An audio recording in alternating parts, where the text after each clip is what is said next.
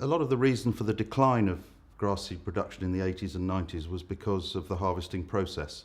It's a very slow process.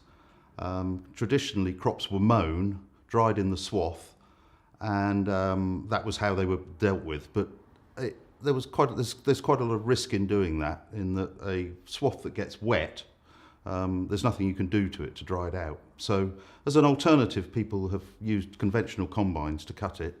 But again, it's a very, very slow process, and you're cutting at a very high moisture. What has revolutionised harvesting of grass seed is the almost accidental discovery that a header designed to cut rice in various other parts of the world works very well on laid crops of grass seed.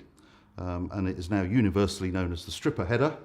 And I would say that in 12 to 15 years, there's now about 50% of the grass seed in the UK is cut using a stripper header. And it actually doubles your daily output of harvesting. And therefore, if you are into grass seed and you want to grow grass seed, what you tend to do is increase your grass seed area, because as we've already established, it produces a good margin. And so we've now got growers growing up to 400 and 500 acres of grass seed because they know they can harvest it. Drying is something that's often overlooked, and in fact, in my opinion, it's the most important aspect of the whole process.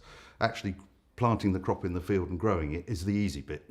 The drying of it is the bit where the whole job can go wrong, because the crop has to be dried down to 14% moisture or under to comply with certification regulations.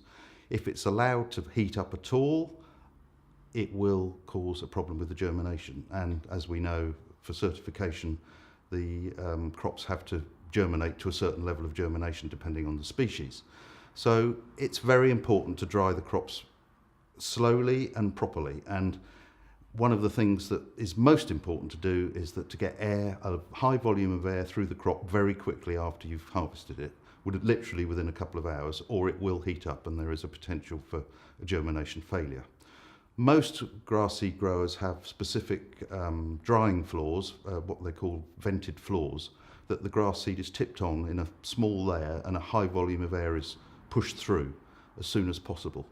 It's actually quite an easy crop to dry because it doesn't have much density, but it still needs a high level of management to make sure that there are no hot spots or areas that are damp. And to me, it's the most important part of the process. And once the crop is dried and stable, below 14%, and the germination has been checked and everything is fine, then the crop is ready for processing. There is further information on the GSource website.